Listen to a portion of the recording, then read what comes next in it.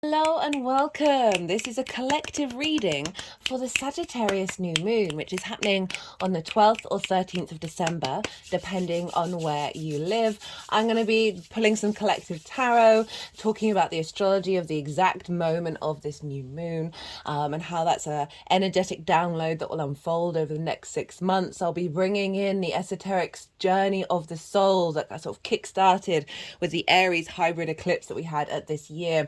With each new moon has been adding layer upon layer upon layer of that soul integration, and also some channeled messages are going to come through as well. There's a fair amount of oracle cards on the table. I have a feeling they'll want their own separate video, but they are here, the energy that's come through. I pulled these before I came and sat down in order to talk to you. Right, my name's Chloe. I work with card divination, astrology, and I channel energies through my body. As you can see, my hands are moving around right now. This is independent of my conscious thought, drawing in energies from different dimensions to help us heal, help us clear stuck energy, and open up portals to source to get us in alignment with our soul's frequency. It's just one of the ways that I channel, and it's like a form of a light language.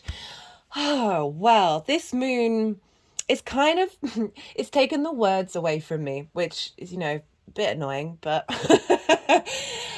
just when I'm tapping into the energy of this moon, it's in the sign of Sagittarius, and Sagittarius is traditionally ruled by Jupiter. And Jupiter's more about faith and knowing. The signs that Jupiter rules are opposite the signs that Mercury rules, and Mercury can be about the small details.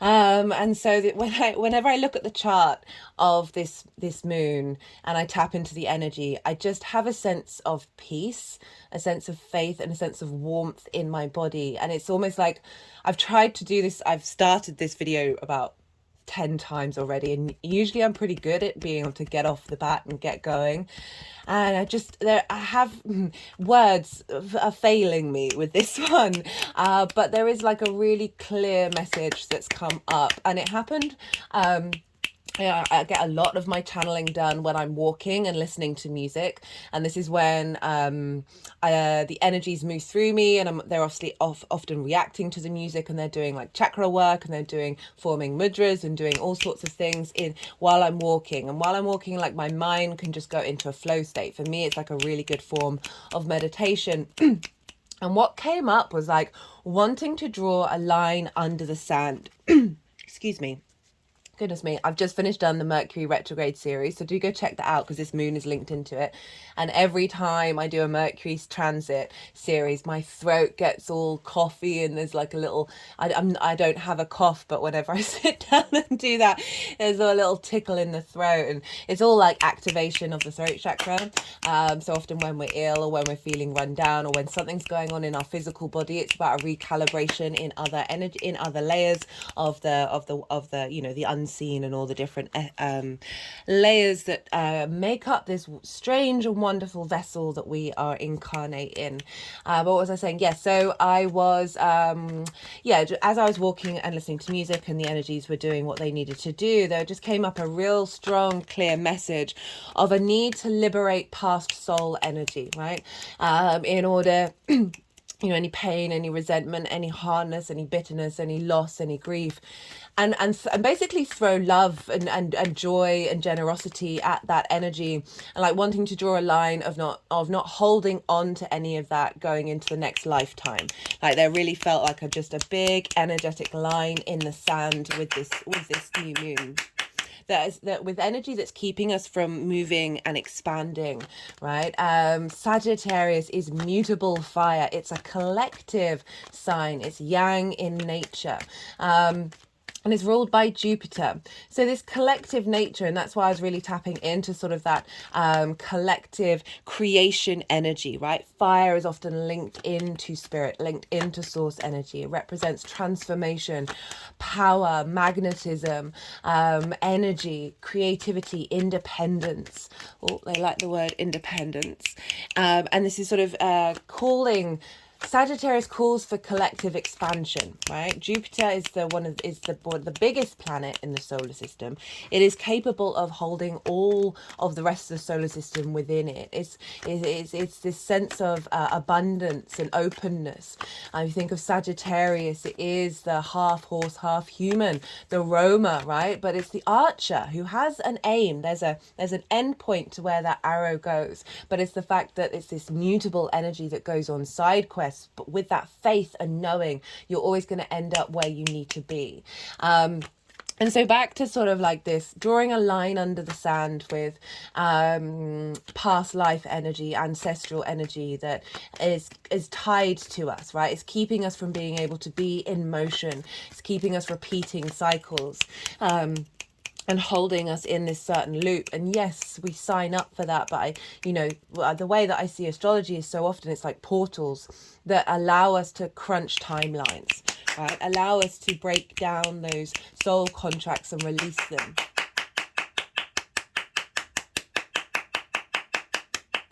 Excuse me. I try and go quiet when the energies like to get their clap on. Because I am very aware that you might not be able to hear me over that rate. There's lots of portals, there's lots of energy portals on the hands, and so it's usually activation and confirmation. Oh, just had another neck movement at that one, letting us know.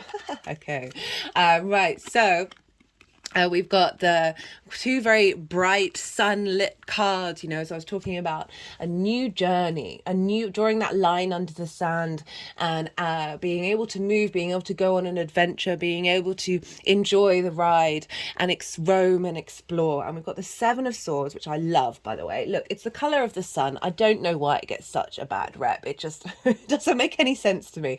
And then we've got the Three of Wands, now the Seven of Swords. If you count how many swords this figure is carrying, he's carrying the Five of Swords. Now the Five of Swords is all about conflict and domination, the bully and the victim, right? And that can be your mind, that can be people. We're dealing with collectively here. So any energies that have had a hold over you, that keep you looping that victim mentality, that victim cycle.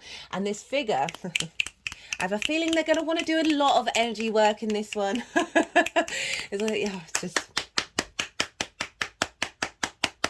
I have Uranus in Sagittarius, and it trines my ascendant.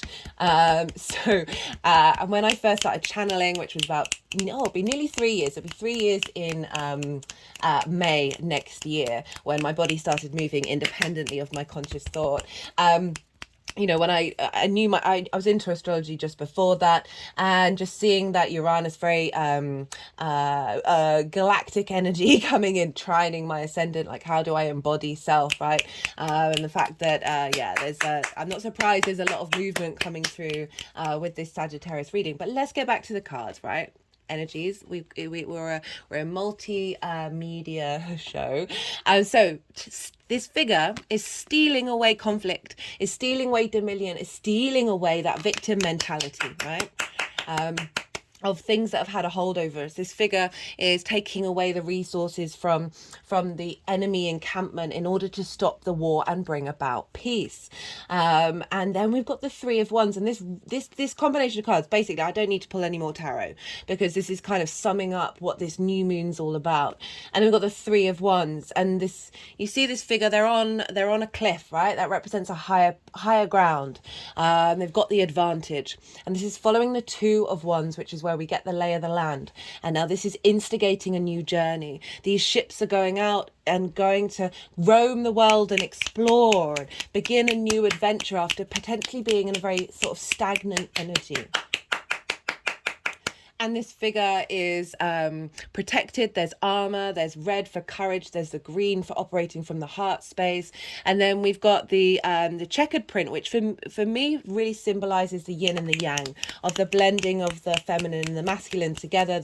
And that's not gender specific, but it is tapping into day and night, right? The acknowledging of duality and acknowledgement of the fluidity of self. And when we understand that we hold those energies within us, we liberate ourselves and we come to a space of dominion. But this is all about activating a new journey that isn't based on old cycles, is thinking differently. That Seven of Swords, that very maverick energy coming through. Woo! Okay, right, that was good things to kick off to.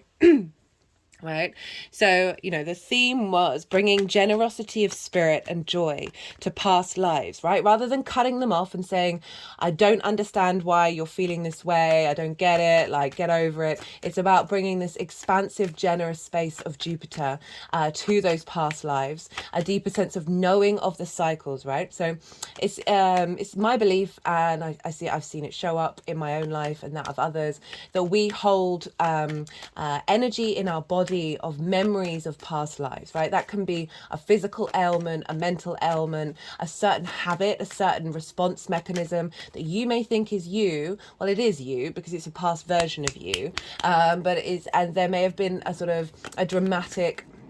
I'll give an example, my example for me. So I recently had a reading, I think I've mentioned it in a previous video, where I was informed that a past life that I've had that's semi-recent was that there was this woman, she was a witch and she got drowned. And before that, supposedly I've got a very strong connection to water in my soul's energy. However, in this lifetime, my ability to integrate emotion has been difficult. I feel things very, very deeply, but I can come across as very as not that, right? I can be very pragmatic, and also a deep connection to sort of grief, and just a real heaviness when it comes to emotions. And supposedly because this witch knew that she had that connection to water very strongly, felt a resentment to the fact that water betrayed her and drowned her.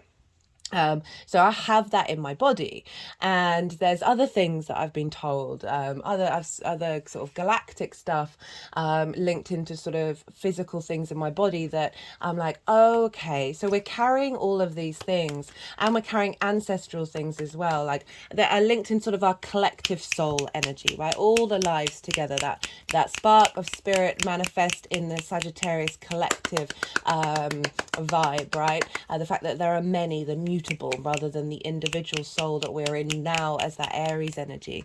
And so what was I talking about? The fact that there's this element of pain that's within me that I thought was mine but wasn't mine, and rather sort of being like rather than holding it against that past life of like, why are you still holding on to that, of being able to bring this sense of deep and the pain that life would have felt in that moment, and I completely connect to it and understand it, but giving that generosity of Jupiter and that joy of like that knowing that Jupiter can bring, that wisdom that Jupiter can bring. It brings cohesion and expansion. I say cohesion because it's like bringing all those planets together within it, right? It's not about it's not about melding them all together. It's about acknowledging their separateness, and with that separateness we are the all, right? The one within the all within the one.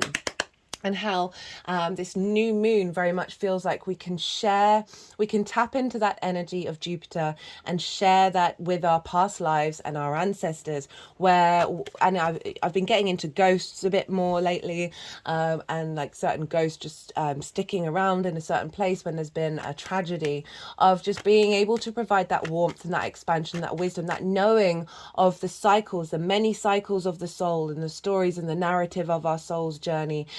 And that sense of being at peace with the narrative, because one thing leads to another, cause and effect, that then creates something that will be more beautiful and long lasting in the future, right? And being able to pass that wisdom to our past soul lives, to our past ancestral lives, and give them some grace and some ease for them to then incorporate rather than separate and feel restricted and alone, right? My hands have just gone over my heart chakra.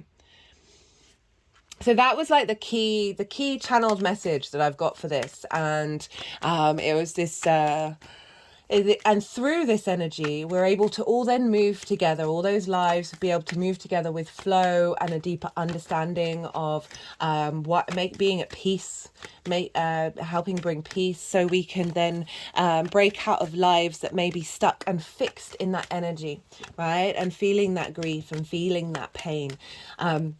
Which is I'm not trying to shame any of this at all, but we can still hold on to that. We can still acknowledge that part of the cycle while zooming out. Remember, this is a collective fire sign, a collective transmutation in the fire, and a collective rising up as a phoenix, with all those energies together.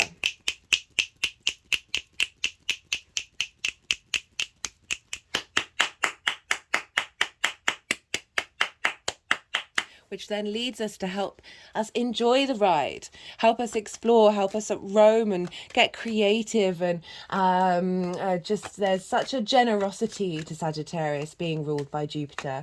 There's a real playfulness, there's an outward expression of that. There's a lot of laughter, there's a lot of joy with Sagittarius. There's a desire to sort of, there's that movement, that flexibility. It doesn't just have to be physical movement, but being able to share stories and share information from a place of deep wisdom.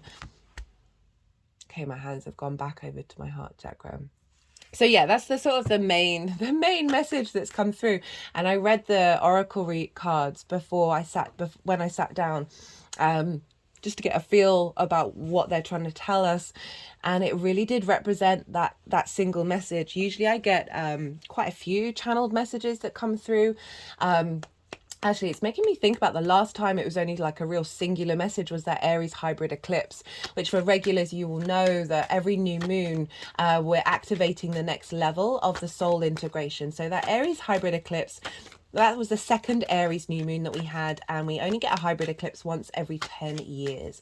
And that really felt like an integration, an instigation of an integration of our past lives, our future lives coming together in our ability to embody that in this current vessel. And each new moon is building and activating integration throughout the signs. And now we are at the collective fire sign, which is really bringing a little bit more peace and a little bit more expansion, sense of opportunity, of bringing in generosity and joviality, bringing in joy, bringing in a deeper sense of wisdom with that, and a sense of faith. As I said, right, Jupiter is more about faith. Mercury is more of those details of figuring out how everything works together. You know, Jupiter, Sagittarius and Pisces, there is a sense of knowing. Pisces is a bit more of an inward yin energy, and Sagittarius is that expression of it in the movements that we make through the world, right? So this is our activation in the outside world, and an embodiment of that externally, in our deeper knowing of this integration, of this bringing the collective expressions, soul energy together, that is creating. I wonder if the cards aren't coming out, because I said that's the only two cards that we need. By the way, these cards all flew out. So my astrology at the moment, personally, I've got Saturn opposite my sun, and it has been there for a while. Cheers, Saturn. And it's meant a lack of visibility and a lack of quickness with cards. Every now and again, that's not the case, but for a lot of readings, it's been like the cards just aren't coming out. And so often when I've shuffled the oracle cards beforehand, and this is why I do it beforehand, is because I'm often sitting there for a good amount of time before any cards come out. These came flying out. That one I put back, and it came flying out again. So did that one.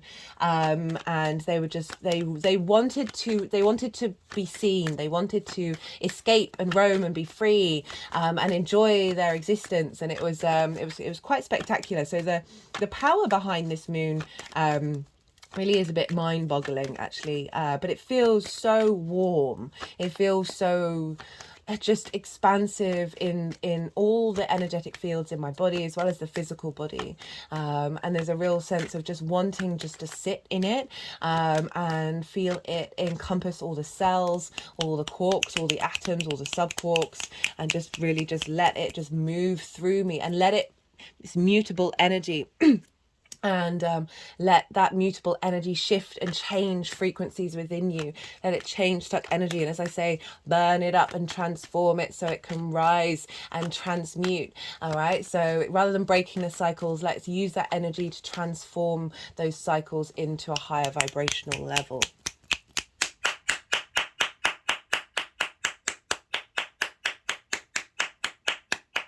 This is our collective creative drive that's being activated here with this new moon. Right, so let's talk about a new moon. New moons are a time when you plant new seeds. Why is that? Well, this is when the sun and the moon are conjunct to one another. So the moon is getting a reboot from the sun. It is at its darkest, it is at its most receptive. So it's our unconscious mind, our emotional body, our intuition. Where are our needs being met or not being met? Where are we nourished? Where are we not being nourished? And when it conjoins the sun, it receives the downloads from our cognitive mind, our vision, our clarity, our purpose, our animation, divine light coming through into the moon to help give it some codes and understanding of how you then emotionally, intuitively respond to the world around you in the next 6 months. So this is going up to the full moon in Sagittarius during Gemini season. And so how that unfolds, right? What seeds do we plant at this time, whether you're conscious of it or not, will start to sprout and you'll intuitively be driven to take have an understanding of how to respond and how to act with this new download. So let's start talking about the astrology. There's a fair amount going on with this one, even though it is a new moon. So with new moons, we look to the sign that the moon is in with the sun. So this is Sagittarius, as I said. This is the collective fire sign. It's very playful energy if you think about it in the northern and southern hemisphere. In the northern hemisphere, this is sort of this is the Christmas party time, right? I just know in my Rolodex of people that I know, like the ones who like to be social, like to move, like to be around others, like to be in a collective. Sagittarius is across the board, right? There's such power behind that energy, and there's an ease to Sagittarius so often of just because of that Jupiterian energy of the joviality, the expansion, the joy, right? That sense of luck as well, very lucky energy. So we're bringing luck and clearing. So when we do, well, sorry, I'm getting sidetracked. When we do work in the present, we are affecting the past and the future. So I feel like whatever we're bringing into our own personal journey, we are providing, bringing this lady luck, this jet energy of luck coming in, is then influencing the vibrational frequency of those past lives, right? So they have a feeling of understanding that luck can come in many different forms, and it may not be in this lifetime that we see it unfold, right? So we're really looking to the long-term collective soul journey of the individual.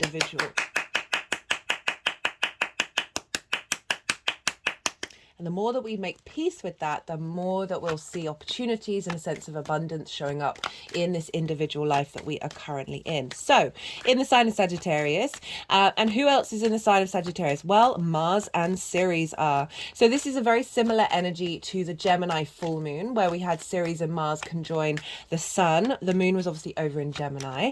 That was such a powerful reading, that Gemini reading. And now we're instigating a new moon off the back of that, where we were able to be a bit more playful in the way of expressing our innate truth, our innate wisdom, and having the confidence to be able to do that and break through delusions and therefore bring in a new vibrational frequency from Neptune in terms of a reality from source. So that was in a nutshell that Gemini full moon. There was lots more going on, but let's go back. So Ceres is an asteroid, and she represents abundance. She represents the harvest. She represents how do we nourish ourselves, and she's conjoined with Mars, and Mars is our motivation, our drive, our actions, our will, our desire to get out of bed in the morning. It's our passions. It can bring up about a bit of conflict, a little bit of drama. I'm just thinking about how Okay, so there's an amethyst here on the third eye activation card, which was also a major theme with the Mercury retrograde, which I will be talking about a little bit because it's very much linked into this new moon. I was given this by an Aries, a 2.5-year-old Aries, who's currently going through a third house perfection year. And in her third house, she has the sign of Sagittarius. And so she's got Mars there, and it's communication. So she's being a bit boisterous in the way that she's expressing herself. And I'm just using that as an example of Mars being there particularly in that third house, but certainly there can, and she's an Aries though, so there's an element of the boisterousness, the sort of an element of conflict. But because it's conjoined Ceres, which is about nourishment and abundance and making sure that we are reaping what we sow and we are bringing in the harvest, that Mars is kind of being tempered with this asteroid aspect of Ceres. The Earth goddess is tempering the god of Mars, sorry, the god of war, and perhaps using Mars to bring in the harvest, right?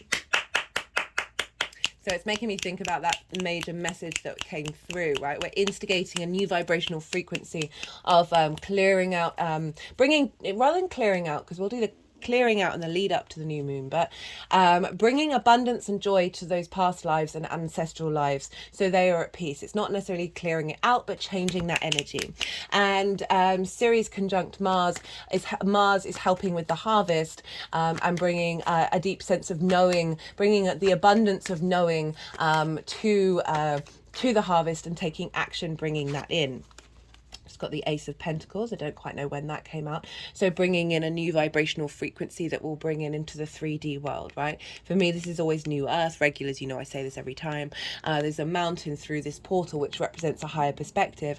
And there are the flowers that show up on the Magician card, which is about knowing you have all the resources you need to create in this world. And if we're tapping that into the overall message that I'm bringing through here with those past lives and ancestors, is bringing that energy, offering that energy to those lives of knowing that whatever happened to them, that everything that happened was through a longer term cycle, that collective cycle of manifestation energy, of even if it didn't seem like it in that lifetime, in order to make peace with certain things in the next. And just generally with the transition of this new journey that we're going on, of being able to appreciate the 3D world, and it's a freshness, it's an ace, rather than being held by old cycles.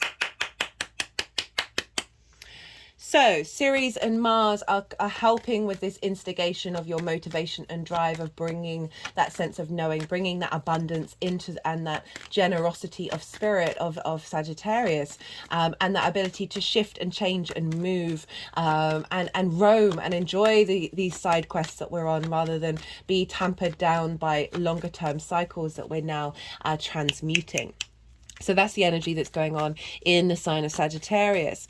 Now we want to look to the aspects that the sun and the moon are making, and they are making a beautiful T-square. And so this is when we've got an opposition and two squares. So the sun and the moon are at the bottom, and we always want to look to the bottom of the T, of the release point of the T square. We have Juno, an asteroid, over in Virgo, and Neptune over in Pisces. And so these are a big mutable energy, big changeable energy. Now Juno represents commitment in the sign of Virgo, of nourishment, right? Of being able to bring about flow in the 3D world. Also, and that's squaring this moon of our commitment to our nourishment, to now, to bringing that flow, to being able to be at peace with something and find a resolution. Virgo is very practical, of being able to be like being able to move through it, because Virgo often finds things a waste of time if we're not finding solutions, right? And enjoying the process of finding new creative ways of bringing in this vibrational frequency. And it's opposite Neptune. Neptune is now direct. It went direct on the 6th of December. So the fog may have cleared a little bit. We may have been able to tap into our source energy with a little bit more energy.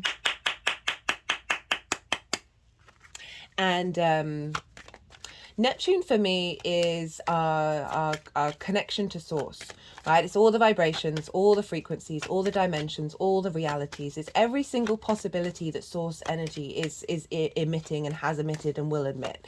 And it's linked into the film industry where, you know, because it brings different realities into your own, right? So we're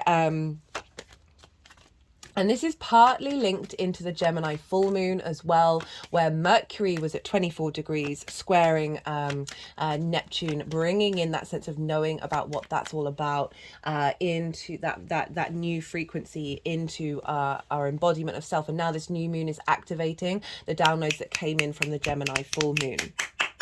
And we're committing to it, and the release point is this fresh new beginning that we're having with this new moon, of bringing that into formation.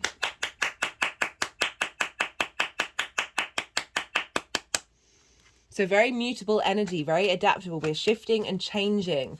We're able to allow this change to happen, and honor the varied multitude of lives that you've lived, and the multitude of feelings that you feel within you. And hold space for all of them, and again, that expansiveness of Jupiter, of being able to hold all the planets in the solar system within it, without them you know, dissolving into one another. I mean, they might actually do that if they all went into Jupiter, but let's think that they're all happily playing in the expansive all, as ones within the all. So we've got that square happening. Squares are am I saying that right? You know, when you say a word so many times, you're like, does that word even, that just seems like the most bizarrest thing in the world. So squares are an aspect of Mars, which is manifestation energy, because it's linked into friction. Could also bring about conflict and drama, but with this new moon, that's not the vibe I'm getting. What I'm getting is this ability to create a new reality. So we've got strong manifestation energy for Juno, your ride or die, your commitment to your nourishment in the 3D world. Neptune over in Pisces, bringing in the magic, the synchronicities, the connection to source energy, the sense of unconditional love with Pisces as well, right? Of accepting duality, accepting the good, the bad, and the ugly, and allowing that peace to come through, with the nourishment and the commitment of Juno and Ceres, and our will to, and our motivation and our passion to enact this and embody this with Mars into this new moon. So pretty powerful stuff. What else is the sun and the moon are making harmonious aspects to the south node and the north node. So they are sextiling the south node over in Libra. A sextile is an aspect of Venus. Venus wants to bring about love, creativity, a sense of harmony, grace, and appreciation and value. And so we've got the south node, which is refining that balance that we are working through, this moving away from people pleasing and allowing every narrative to have a space at the table, and the ability to find balance and find justice in the way that we understand how we move through the world socially. So righting wrongs, like clearing the decks, right? Like, you know, clearing up a lot of karmic contracts.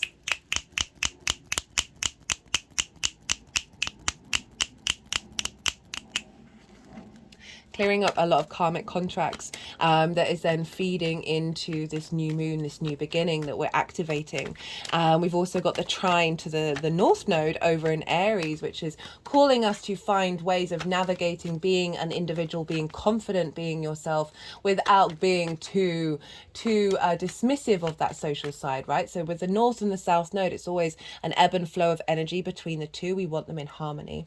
For those of you who haven't checked out, I've done a North Node Aries, South Node Libra transit series. It's in its own playlist. It's really easily accessible, where I break down the sort of major themes of the 18-month cycle, eclipse cycle that we're currently in for each sign. Also in the introductions, I break down North Node in Aries, South Node in Libra, combination of the two, and some other major themes that cropped up in that transit. So you might want to go and have a look at that, just to get a deeper understanding of how that North and South Node are showing up for you. So we've got that sun and the moon in fellow fire signs with Aries. So it's a trine, which is an aspect of Jupiter. That's hilarious. This is where Jupiter is. This is Taurus. An aspect of Jupiter, of of bringing about expansion, a cohesion, a sense of knowing, an elevation. Jupiter likes to elevate. And with that wisdom, we have an innate sense of confidence that brings about the sense of opportunities, luck, and abundance. So we've got the new moon getting the energy from the North Node of where we're headed as an individual soul, as an individual vessel right now, with this fresh new beginning of how we connect to our past and future lives. So the Hierophant came out while I was talking about that. The Hierophant is the Taurus card. This is like, be your own guru. This is having gone through some trials and tribulations, right? All those past life energy, all those difficulties, and come out with faith on the other side.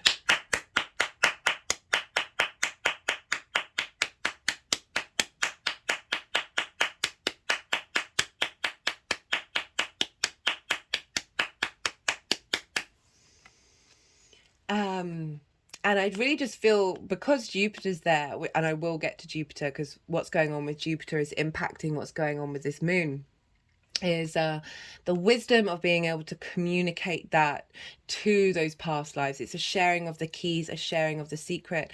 Oh goodness me, I've forgotten what the this hand gesture is. It's for, is it the benediction, where it's like you're offering, I'm going to pause and Google that because I think that's important. So it is the benediction or blessing, with the right hand raised, 2 fingers pointing towards the sky and 2 pointing down, and it's saying that it's marking the bridge between heaven and hell. And I'm thinking about how, I was talking about certain souls that may feel trapped, feel in grief, feel in pain, and not released, and not be able to transmute that energy and move forward. That I mean, I'm not agreeing with the terms heaven and hell. I find them to be very complex, and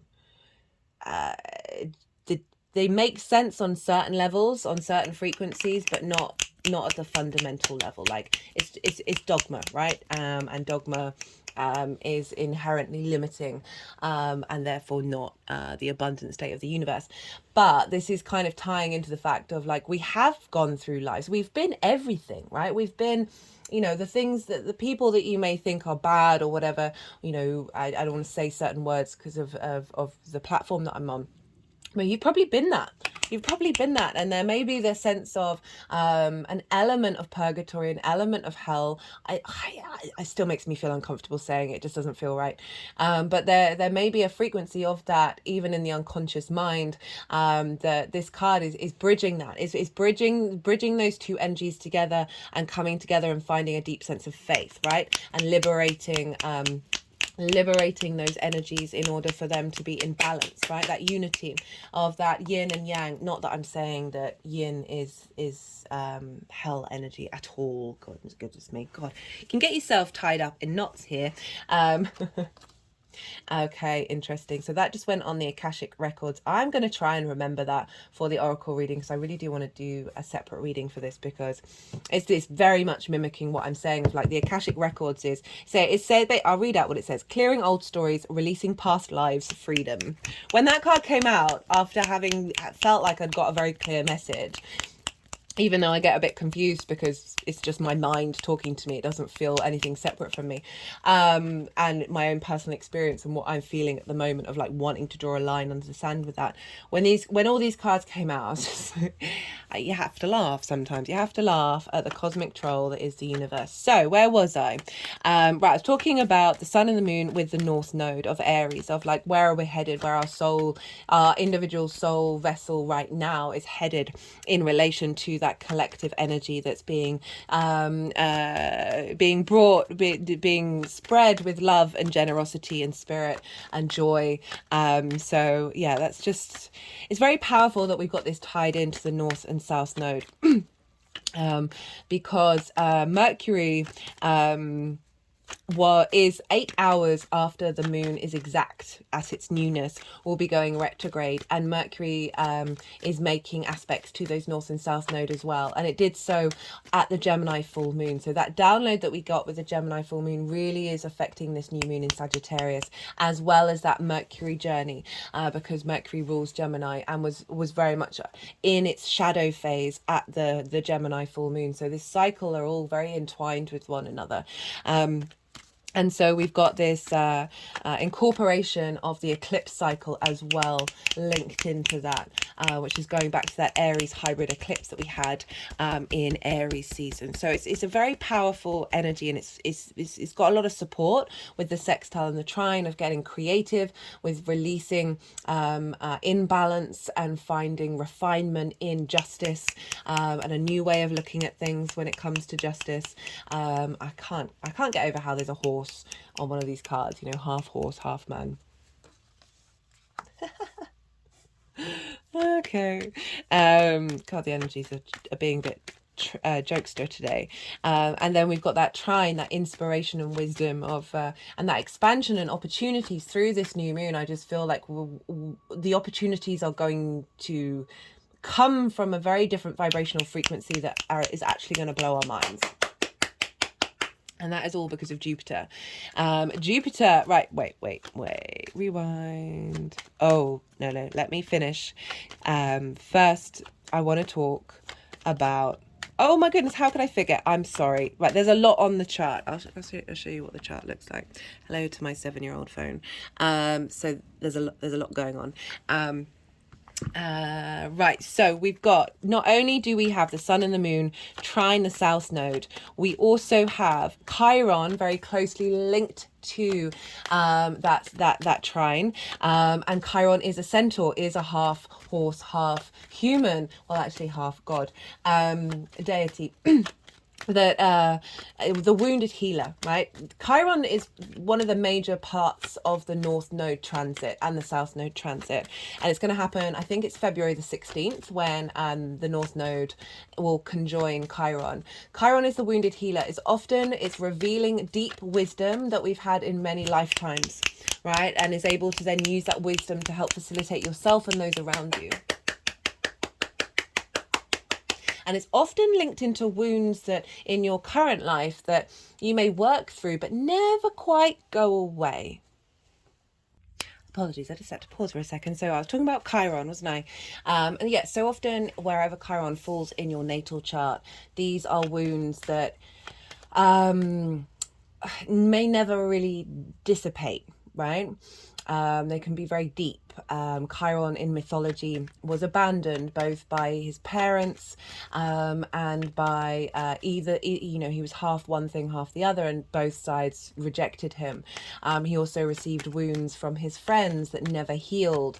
So there's this element of things that are done to us that are kind of outside of our control, causing a deep wound that we then spend a lifetime navigating. And it's usually coming from past lives as well that we're working with it in order to find deep wisdom, finding the medicine in the poison, right? A lot of snake in order to heal yourself from a snake bite, and there was venom. He was bitten by the hydra. I think it was by a hydra, which is a form of snake in the mythology. In a lot of snake medicine, you need snake venom in order to help with a snake bite. So it's using what you've got in order to fix the problem, right? So this is, again, with that Chiron energy, with this new moon, it's also very closely conjunct the North Node of releasing a lot of those past lifetimes. And again, the medicine and the wisdom of Chiron coming through to help facilitate this sense of bringing generosity and joy to all of these frequencies that are in alignment in your body, in your etheric plane, and really helping bring a sense of expansion. And we also have Lilith, Black Moon Lilith, over in Leo. So this is, and they're making a trine to the sun and the moon and to Chiron and the North Node. So we've got a grand fire trine happening here, very fiery energy. I think that's probably why I've been feeling so warm in relation to when I'm tapping into this new moon. I love the Lilith energy. She represents strong and independent energy.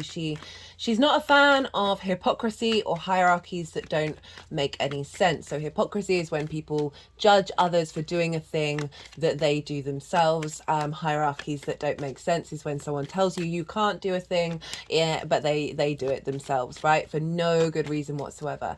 Now Lilith wants to. For me, Lilith, I tap into the Two of Cups with Lilith, because that's the energy that she truly wants to tap into. If you look into them, go Google the mythology, and I think you might understand what I'm talking about. I don't want to go into too much detail because I'm trying to keep these short. That there's a sense of a desire for equality, respect, honoring one another. In Two of Cups, they are equal. They are eye to eye. She wants that, and she'll go and try and make and have a conversation and engage and be like the emotional adult in the room, who also wants to be free. That sense of quantum relationships where you're not doing tit for tat, but you're able to be real with one another, and it causes you to flourish rather than for there to be restriction. And so when Lilith is met with walls of saying, no, this is how it's always going to be, she's going to pack her bags and leave. So it's very independent energy, but let's tap in to this liberation and this honoring and this respecting and being able to have a chat with those past souls, those past ancestors, and say, hey, there may be some distortions going on here.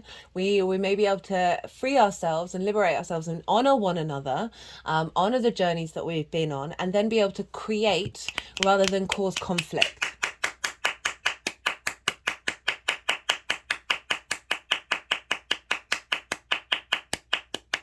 And also that Lilith energy is helping liberate and bring independence to your soul's journey, to your individual journey. And bringing that sense of independence and that strength of character, right, that resilience to be like, okay, this didn't serve me, but I'm now going to transmute and go and be my glorious self elsewhere. Excuse me. Right, so beautiful fire trine there. Also, Lilith is trine Mars as well, so that very independent, passionate drive and motivation to move and travel and roam in the world, to explore and expand, and find wisdom in the side quests and the things that we're doing. So those are the sort of the main aspects. There's quite a few of them with the sun and the moon. Now we want to look to where Jupiter is, because Jupiter rules Sagittarius, and so wherever the ruler is of a sign is impacting what's going on with those signs. And Jupiter is currently over in the land of Venus. It's over in Taurus. And so this is the personal earth sign. This is our connection to Venus in a fixed energy, this desire for connecting to nature, to slowing down, to enjoying every sandwich, right? Oh my goodness, the synchronicity of that one. So I was watching a comedy special last night, and this figure was talking about death. The comedian was talking about death in relation to, I think it was asking someone who, I can't remember what it was. Goodness me, it was only last night. But anyway, in a nutshell, this other person was telling this comic, enjoy every sandwich, right? Savor every existence, savor every bite as if you are present and now and in this moment. And so we've got this big activation energy of being able to release a lot of pain, a lot of grief. I mean, even if you don't even believe in past lives, of like, think about situations that show up in your life that mimic older scenarios that may have caused you pain, and you can't help but attach that pain to that present situation, right? This is why we do the inner work. This is why we peel back those onion layers in order to sort of allow that energy to move through us, so it's not recreating those cycles. We're not getting stuck in certain energy and not living in the past. But we still want to honor the past. We still want to respect it.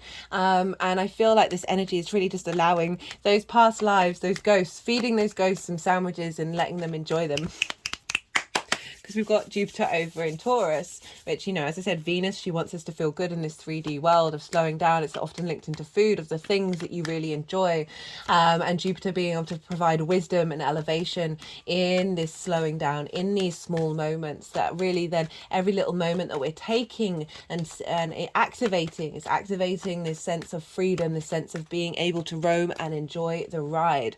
Jupiter, however, is retrograde and won't be going direct until the end of the year. It's really tied into the Mercury retrograde, and when everything's starting to momentum moving forward, like the new year, the energy, big shift of energy here, big transference of this sort of Jupiter. When it's retrograde, it can have you questioning everything. It can have you really picking things apart in order to get to your sense of faith that's deep within you. And also when Jupiter's retrograde, it can limit that sense of expansion, limit that sense of abundance that is allowing apologies, I had to pause again for a second. There's a lot of noise going on outside and I didn't want it to disturb the reading. Now we've got a bit of peace and quiet. So I think I was talking about Jupiter being retrograde. So this means like an inner expansion, right? An inner expansion of a connection to the earth, to your pleasure principle, to that Venusian energy of Taurus, to finding some stability, right? And so this, you know, Jupiter is impacting what's going on with this new moon. So that Taurian energy, that Venetian energy is pouring in to this new moon of this inner expansion of wisdom, this allowing space and elevation inside of your being to elevate this new forward momentum journey. And because Jupiter's in Taurus, we want to look to, and Taurus is ruled by Venus, we want to look to where Venus is. And Venus is actually making an aspect to Jupiter. She's over in the sign of Scorpio. She's opposite Jupiter. And this is where we're uncovering our deepest emotional core energies, right? We're transforming, we're going into the darkness, we're revealing any pain, any grief that we may have had. And Venus is bringing harmony to this, right? She's bringing flow, she's bringing this sense of abundance, this grace, and being at peace with what's happening. And this is particularly accentuated by the fact that she is exactly conjunct by degree the asteroid Pallas Athena, and Pallas Athena represents embodied wisdom. And when we embody this and we understand the journey that we've made so many times over, we understand the fact that we have walked many different lives, we can be in flow, and then we can open up this space of abundance, right? I love how that's going over the heart card. And this is opposite Jupiter, so we're bringing this into balance, we're bringing this transformation into this vessel, right, into this sense of deeper wisdom of how does our physical body feel in this 3D world, right? So going back to what I said at the beginning about so often some of your past life energy, your ancestral things can be in your physical body, can be physical ailments.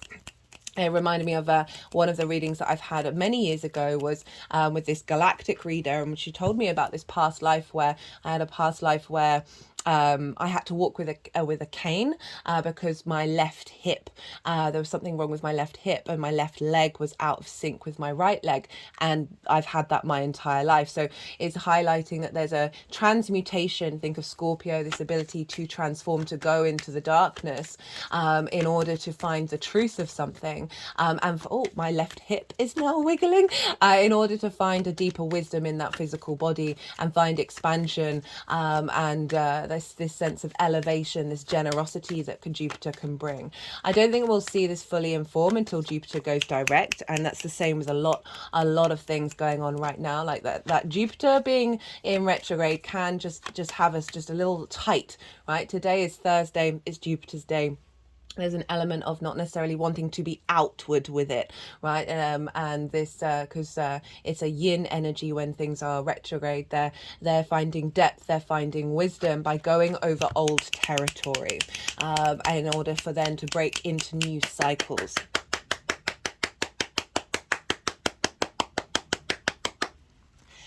And you know, Sagittarius follows Scorpio, where we bring out the light having gone into the darkness. So I really like the fact that we've got this combination. Oh, my neck's now just moving back and forth, that is allowing a greater expansion and a greater sense of peace. You know, Venus can represent peace in those darkest hours, and that with Pallas Athena, that embodied wisdom of it, of really knowing, because Pallas Athena represents kind of strategy and long-term thinking.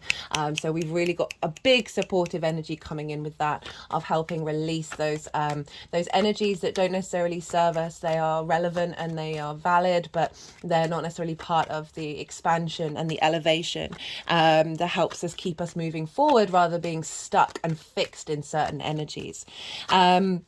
Right, Jupiter is also making a trine with Mercury over in Capricorn. As I said, this is just before Mercury's going retrograde. So we've got this wisdom of cardinal energy of Mercury, of being able to understand the long-term plan. And this is all linked into the Mercury retrograde cycle, which obviously I've done that transit series. So go check that out. That's a big transit for us all, because it's linked into the last Mercury retrograde being in the sign of Capricorn, or at least instigating in the sign of Capricorn, with Pluto in this generation and the next 7 generations. And Mercury's going to move back into Sagittarius. So what's going on here, this support from Jupiter, and this sense of knowing of what that plan is, of instigating cardinal Capricorn energy, long-term legacy, cause and effect, the cycles of time, knowing what boundaries we're releasing, where we're drawing a line under the sand to bring in a new vibrational frequency, is feeding into Jupiter, that's then feeding back into this moon. And obviously Mercury will be then moving back into Sagittarius and reconfirming and reorientating itself with this new moon energy, which is just really absolutely just quite phenomenal. We also, what else is going on? We have Uranus over in Taurus making what's called an inconjunct to this moon. And inconjuncts can be very discombobulating. You're dealing with 6 different energies that don't necessarily have anything in common with one another on first glance. But when we get these 6, and this, it can be frustrating, it can be crossed wires, miscommunication. But really what I see about this energy is it's very innovative, it's very inventive, like Uranus itself, because once we get those 6 different energies working together, and you think about all those, and you think about the 6, you know, many different souls, many different experiences, all fighting within your physical body, right? And this liberation energy, this desire to move and move into new pastures and go onto different pathways of Sagittarius, that we've got Uranus retrograde itself as well. Of breaking free of chains, of clearing paths. Uranus is all about liberation. Uranus wants you to be uniquely yourself and confident being so. So we've got this energy that's helping discombobulate and reform and reshape those stuck energies that I talked about at the beginning. So again, another very powerful aspect that's happening at the time of this new moon. So just a really beautiful moon, and so few cards. This is probably the least amount of tarot cards that I've ever pulled in a collective reading. I do feel like I might have jinxed myself at the beginning, but we are where we are. Let's see. So that's all the astrology that I wanted to talk about. We do have a lovely trine with Vesta and Saturn. And so Vesta is linked into devotion, also linked into contracts and integrity, and making sure that the purity of certain contracts are withheld, and I feel that means that and it's in the sign of Cancer, which is our emotions, our intuition, our personal response to our emotional body, right? So it feels like it's with that trine to Saturn, and Saturn is linked into integrity, responsibility, and your long-term legacy. So with that trine, we're finding elevation and wisdom between Vesta and Saturn, of making sure that we're not getting rid of the good stuff, right?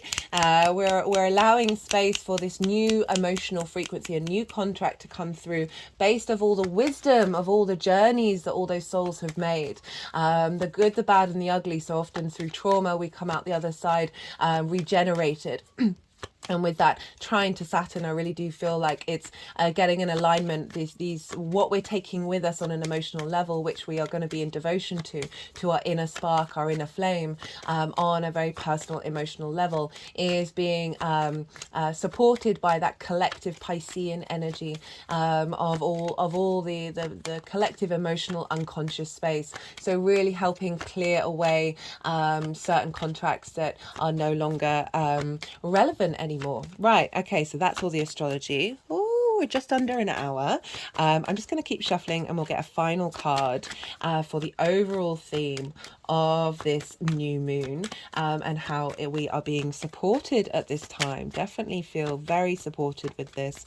I always love how the asteroids come in and really add a depth of understanding to what's showing up for us in the skies with the stars. Okay, is there anything else I want to say? Well, Sagittarius, in terms of the astrological physical body, Sagittarius rules the thighs, and thighs are where our power's at, right? So this strength that we have to move through the world on our journeys, that this power, this inner power, is being activated, and giving support, as I said, to all those past lives, all those past difficulties that you may have faced in this lifetime, and really liberating you and setting you free in a way that you may never have felt before.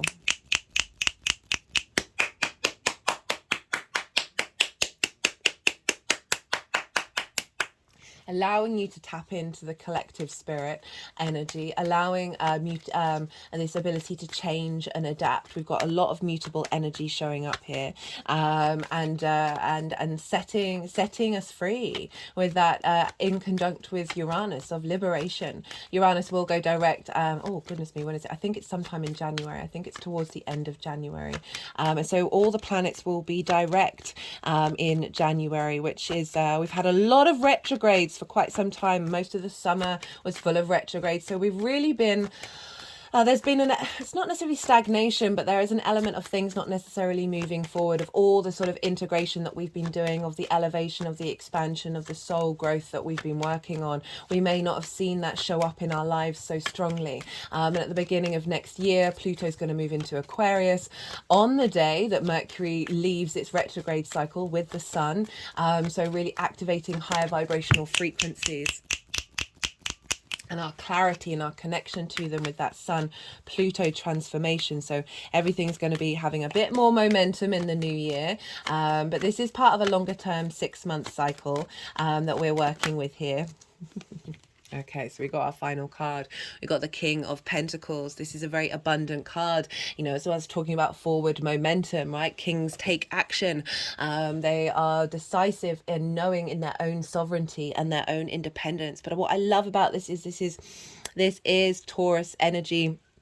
This is abundant energy. This is the ability to provide a sense of safety, security, a sense of loyalty to the journey that you've been on, and find the resources that you need in this lifetime to be able to bring in a state of abundance, right? It's just going over the Shaman card, which I'm linking into Jupiter, of the wisdom, of the transformation of the pain into a collective healing, right? The things that we do on an individual basis help the collective, right? Also that collective healing of those souls, having command, having confidence, and the ability to have a commitment to the loyalty of your expansion of this enjoyment of the 3D world, right? The generosity, the joy. Okay, do I want to do, let's do some clarifiers, because we are just over an hour. Right, let's get something from the First Light Tarot. Let's see what wants to come through. I'm just going to check the bottom of the deck. Got the Knight of Swords. So bringing in a sense of clarity. Very interestingly, that card was one of my cards of the day, on a personal level. The Knight of Swords is very committed to their cause. They're able to sort of cut through things and move through things very quickly. So it feels like there's this ability to clear the decks, And if we bring it into sort of the mental sphere of how we talk to ourselves, how do we communicate the thoughts, the ideas, the constructs of who we are, there's a real sense of moving forward into a new territory. And again, we link that back into the Mercury retrograde as well, that it really does feel like it's bringing in such a big transformative energy for us with this new moon as well. So yeah, really, there's an element of speed showing up with that Knight of Swords. Okay, we've got 2 cards here. One's just fallen on the floor. Do bear with me. We've got the Fool, Voyager, Journey, Progress, Pathways. We're starting on that new journey, remember? The Fool operates from a heart space. It looks as if it's about to fall off a cliff, but by taking the step into the unknown, the Fool operating from that heart space knows that a new reality will be created with that step, right? And we've got emotion, control of self. So really confirming this new framework. You know, I talked about a lot of soul energy that holds regret or holds pain or holds frustration.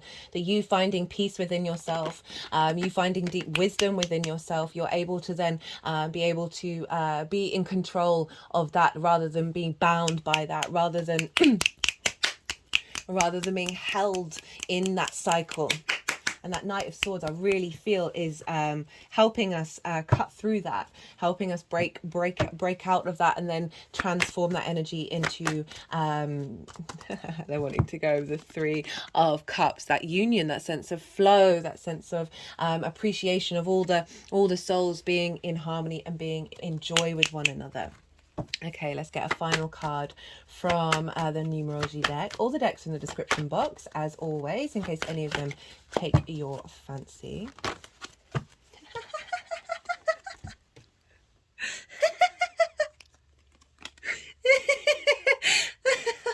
There may be very few cards, guys, but they're being abundantly clear in the message. And oh, I've forgotten about that. One of the cards, the Oracle cards, is called the Fool. Oh, what a beautiful note to end on. Thank you so much for being here. It's been an honor and a privilege to read for you, to read for this moon, as always. Be good to yourselves, be good to those around you, and most importantly, be well until we meet again.